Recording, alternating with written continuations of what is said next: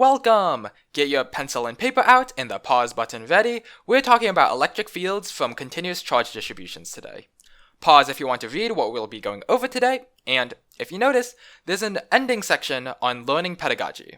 I think a very important part of learning is thinking about the process you're using to learn, and so if there's anything that really sticks with you from this video, I really hope it's that section. A longer video on the same subject will probably be up soon on my channel. Anyways, with all of that said, let's get started. Alright, so here's the kind of problem that we'll be learning how to solve today. A ring with radius 2 meters with 3 coulombs of charge uniformly distributed is centered at the origin in the xy plane. What is the electric field at 0, 0, z? Write your answer in terms of z and any necessary constants. I think the best way to explain how to deal with continuous charge distributions is just by walking through a concrete example. So, we're going to do just that with this problem. The steps I do might seem a bit unmotivated at first, but for now follow along, and afterward we'll talk a little bit more about why we did what we did. Okay, so I'm going to copy down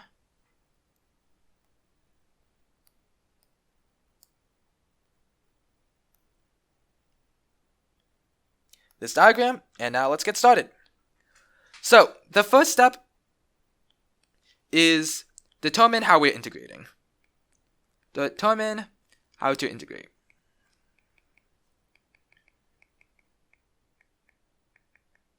So, to figure out what E is, what the electric field at 0, 0, z is, in the end, we are going to be doing an integral over the ring of dE. So, we should figure out the specifics on how we're actually doing that, what the integration variables are, and what their endpoints are. So, in this case, we're going to be doing an integral of theta from 0 to 2 pi of dE. Also, for future reference, and to make explanation easier, I'm going to draw a top-down view of the situation. So, as an aside, why do we use integration here? Integration is a tool used to solve for continuous cases when we only know how to deal with discrete cases. We only know how to find the electric field of a point charge, so to solve for the electric field from a continuous charge distribution, we find a way to approximate it accurately with point charges. What we end up doing is splitting the rings into a bunch of pieces, each with which we label with an angle theta and an angular width d theta. Then we approximate each piece of this ring as a point charge.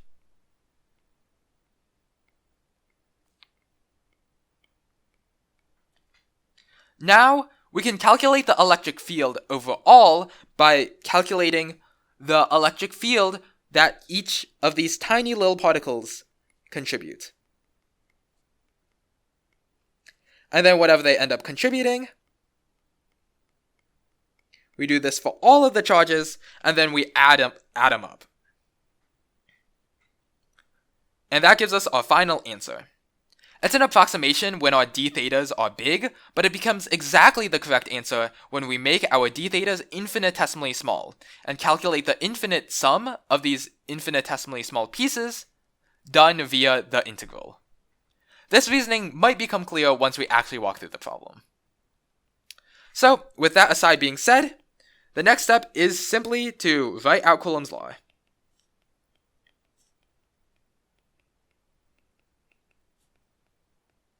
For an arbitrary piece.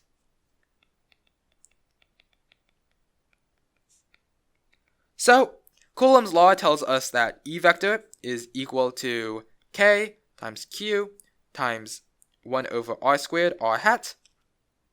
First, since we're working with infinitesimally small pieces, by convention we put a d in front of any quantities that are infinitesimally small, so that's dE and dQ.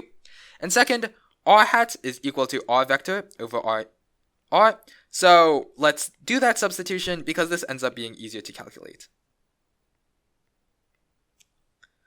So now we are finding the integral from theta equals 0 to 2 pi of k dq r vector over r cubed. The third step is to find r vector and dq for an arbitrary piece.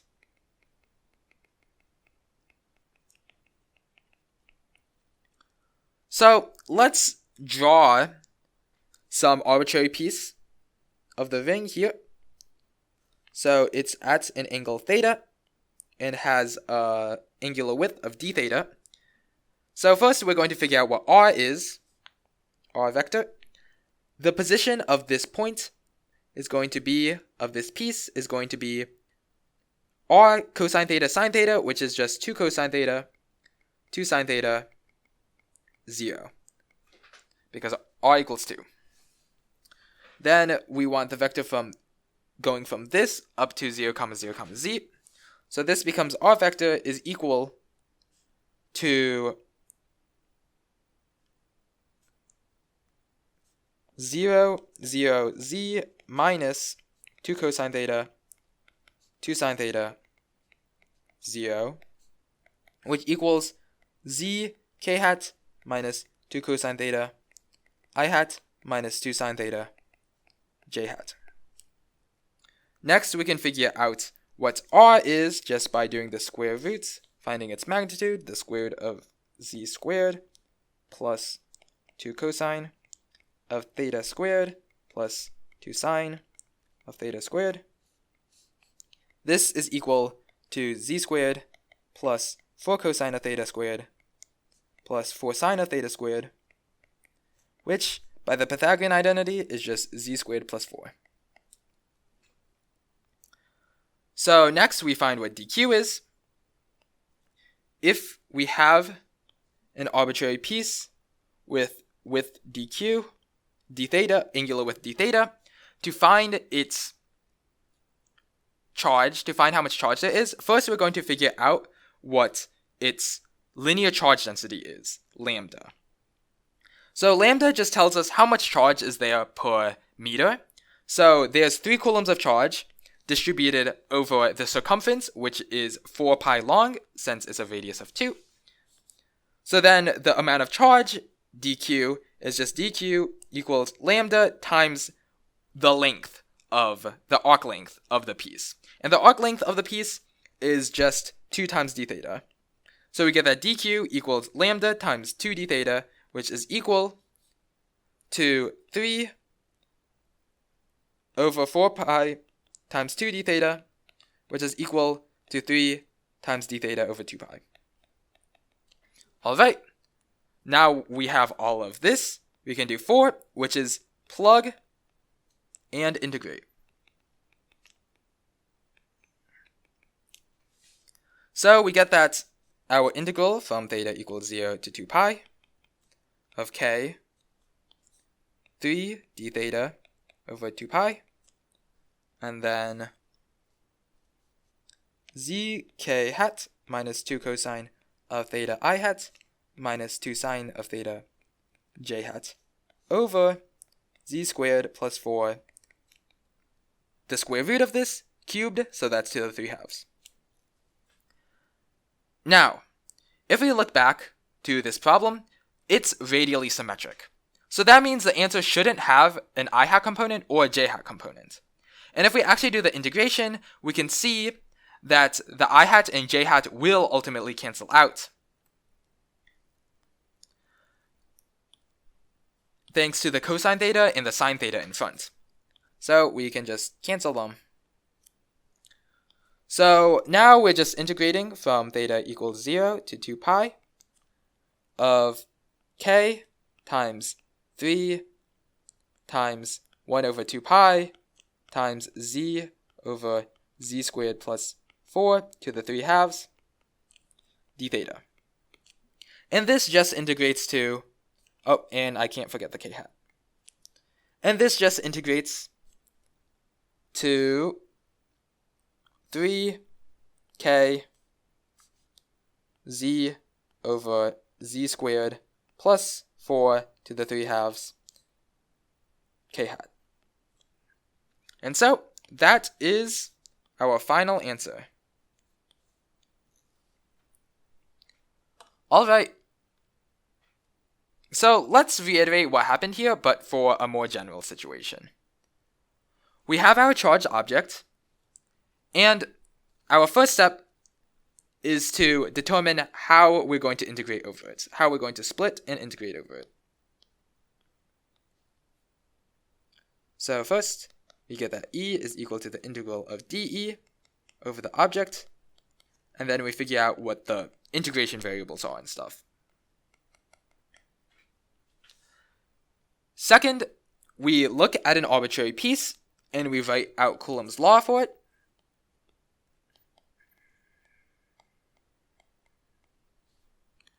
Third, we then find each of the parts of Coulomb's law for this arbitrary piece in terms of the integration variables.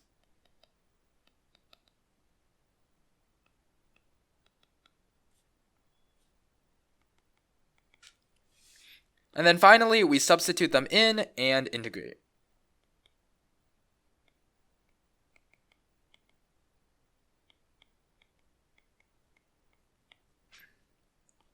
And so this gives us our answer.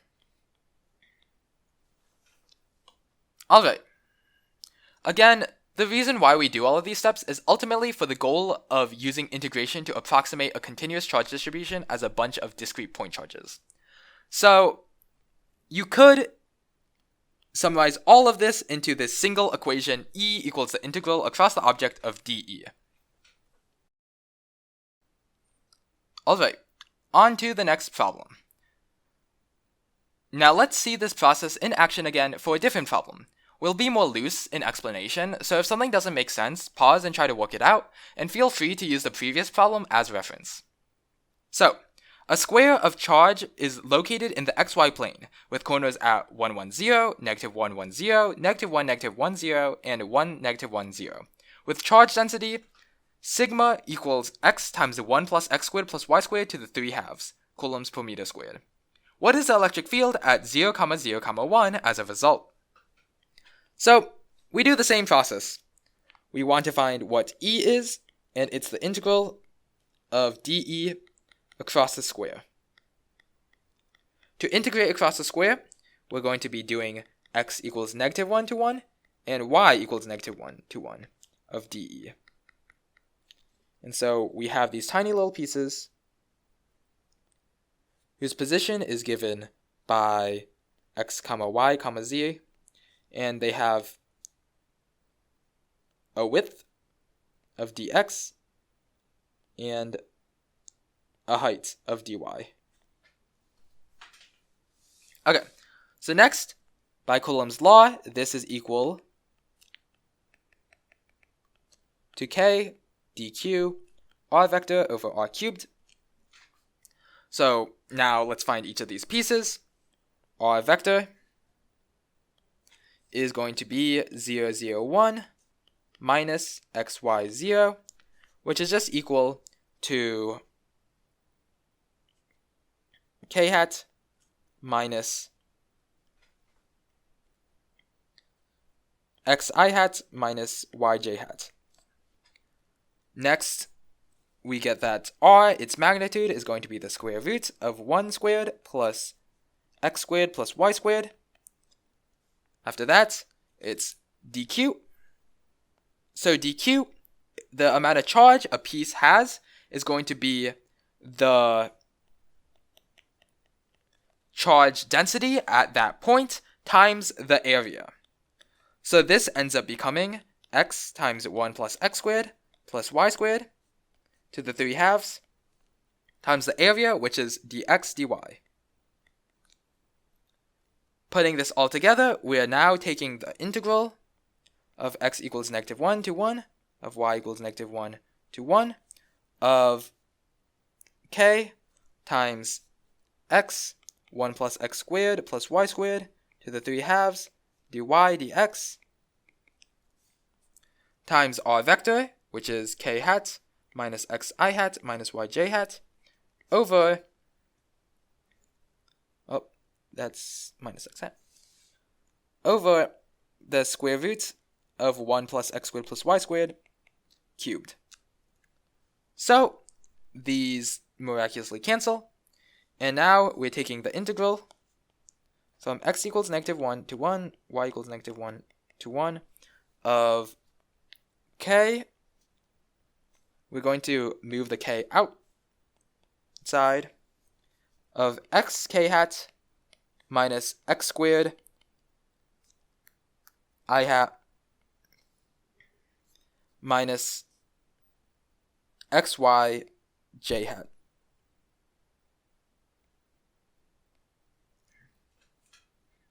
Alright, so now let's just focus on the integrations. Okay, equals x equals -1 to 1 of, now we get xy k hat minus yx squared I hat minus 1/2 xy squared from y equals -1 to 1 of j hat dx. Oh, I forgot the dy dx here. So this ends up being k from x equals -1 to 1 of these two end up evaluating to 2xk hat minus 2x squared I hat, but then this one ends up evaluating to 0. So we get this. Next, we take the integral of this, which becomes x squared k hat minus 2/3 x cubed I hat from x equals -1 to 1. This ends up evaluating, this part ends up evaluating to 0, and this part ends up evaluating to -4/3 I hat. So in the end, we get that our final answer is -4/3 k I hat.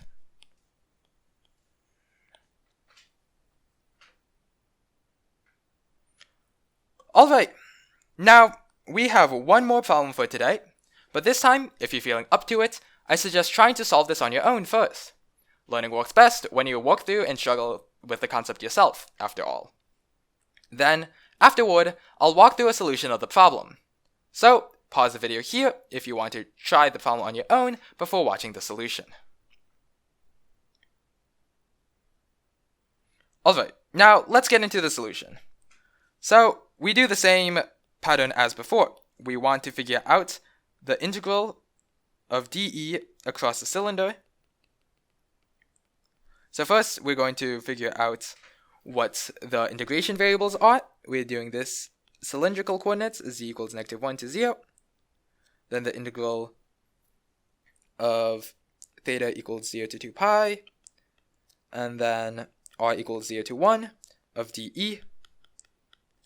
But dE by Coulomb's law can be found as dq times k times r vector over r cubed. So let's actually draw our little portion here. So this point will have coordinates based on the cylindrical coordinates. Its coordinates will be r cosine theta, r sine theta, z. So then the vector that points from it to 0, 0, 0 will just be r vector equals 0, 0, 0 minus r cosine theta, r sine theta, z equals negative r cosine theta I hat minus r sine theta j hat minus z k hat. Next, its magnitude is just going to be the square root of r cosine theta squared plus r sine theta squared plus z squared, which then ends up becoming r squared plus z squared by the Pythagorean identity. After that, we find what dq is. So dq is given by multiplying the charge density by the volume. So in this case, the charge density is z squared plus r squared to the 3 halves over zr, and the and the volume of a cylindrical piece is r d theta times dr times dz. So that gives us our dq in our r vector. So now we're going to be doing the integral from z equals -1 to 0, theta equals 0 to 2 pi, r equals 0 to 1 of k, r d theta dr dz, negative r cosine theta I minus r sine theta j minus zk vector k hat over r squared plus z squared to the 3 halves. Now, oh, and I actually completely forgot to put in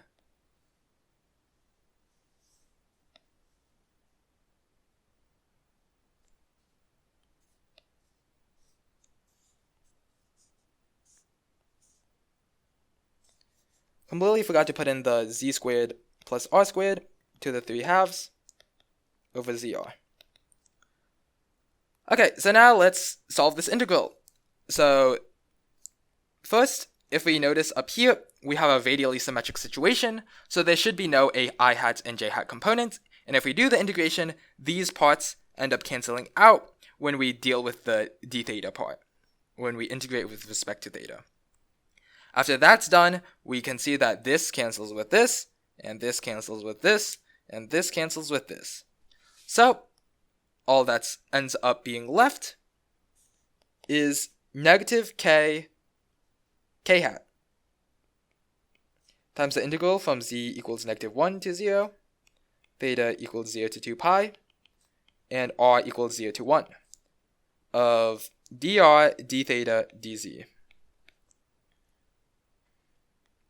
Now this just simply evaluates to negative k times k hat times 1 times 2 pi times 1. So our answer is just negative 2 pi k times k hat. And that is simply it. Alright, that's the last problem for this video, and here's a one-screen summary of what we did today. However, I don't want to end the video just yet. While making this video, I had a lot of thoughts about education pedagogy that I think could be useful for your learning experience. But then the script for that just became so long that the full script is now going to be a completely separate video. So here's a TLDR instead. For problems like this, I think there are two extremes in how you can internalize this process. The first is to memorize the exact steps for this situation.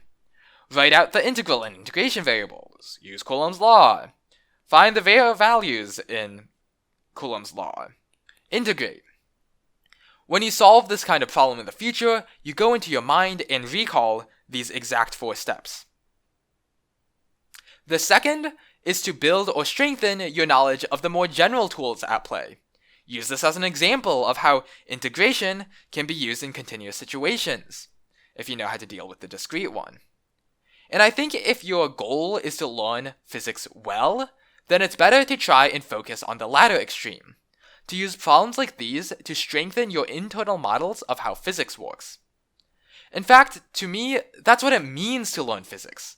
And I can definitely feel a qualitative difference in my brain between when I have good internal models versus when I'm just trying to scrape my way through the class without any true understanding.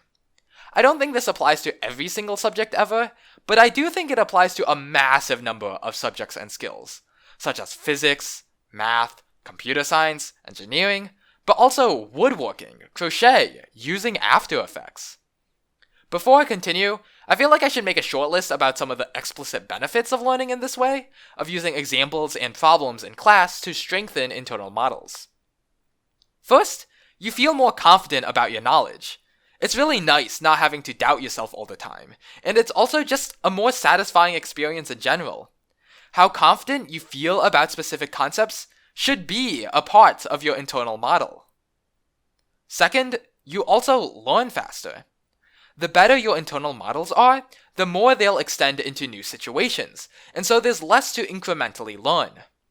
As a result, there's also less of a need to memorize, and your understanding is more likely to last beyond just the most recent test. In the most extreme case, you might not even need to study for tests outside of class. Third, it allows you to solve problems in new situations. For example, if you have strong knowledge of how to use integration for continuous situations, you might not even need to have seen an example problem to know how to do it, in this case. Of course, it's still useful to see one, because then you can catch any obstacles you might have missed, and it also gives confidence that your models actually do mirror the reality of the situation. But ultimately, it's not strictly necessary just to solve it. When people talk about math and physics improving your general problem-solving ability, I think this is where it theoretically should happen. All of that being said, there are many forces in school and college that can make it really hard to focus on actually improving your internal models and learning. Instead, there's way too much focus on upcoming grades, as if that's a good measure of understanding. And then also, there's always the question of whether or not your goal even is to learn physics well in the first place. So, here's a list of things to watch out for, I guess. First, if you're forced to take the class for whatever reason, and you don't care about the content, that sucks. Do not recommend, especially since classes are such a huge time commitment. But alas, it often happens regardless, and I've been there before, it sucks. Second, if you don't have a strong enough understanding of the necessary prerequisite tools and models, and the class doesn't address that situation at all. There are too many times in which I see someone struggling to understand something, and they think it's because of the new concept, when in reality, it's because their prerequisite knowledge isn't strong enough. It's like trying to build a house on a bad foundation. But then, even if they do realize that their prerequisites are weak, and that's ultimately the root of their problem, oftentimes, classes will lack the adequate resources and time and attention needed to bridge the gap. One of the phrases that bothers me most is, "You should have learned this last year," or some other variant. Because what do you do if you haven't? Try to find the resources online? Use the terrible textbook? The best option is often to get extra help from the teacher or teaching assistant, or professor or office hours to try and patch it up. But they might not have the time or expertise to create a really good foundation. This is most egregious in math classes, since so much builds on what has been before. And also, math in general is just taught terribly. Sometimes the class is just not good at teaching. I think of teaching math as trying to build and strengthen the internal models of those being taught, trying to communicate and transfer the necessary information for them to build their own understanding. But this is difficult, and it's a skill, and it's a hard one at that. And our current education system is not doing a great job of that on average. Next, well, I've already mentioned it, but grades. Grades in their current conception and how they are assigned and used by the current education system are terrible. They're terrible because, due to how influential they are, the externally given goal for a student is often to maximize their grades. And there is such a gulf between getting good grades and actually trying to understand the material deeply. There are just too many ways of increasing one's grades that are terrible at actually increasing understanding, but students are incentivized to take those routes regardless because it's just much easier and takes less time. A small example of this is the sheer prevalence of cramming the night before. It is possible to be conscious of this issue and try to fight back against the force of grades poisoning how you learn, but it can be really, really hard. And honestly, not something that should even need to be done in the first place. Not to mention that, with how school is set up, there might just be too much content, too much homework, too much stuff to do to learn all of it well and deeply. Anyways, hope these thoughts were at least interesting and useful for your own life, and I'll have more full thoughts on the matter up on my channel sometime soon. Like the video if it was useful, comment down below if there's anything you want to say or ask, especially if I made any mistakes, and subscribe if you want to support the channel.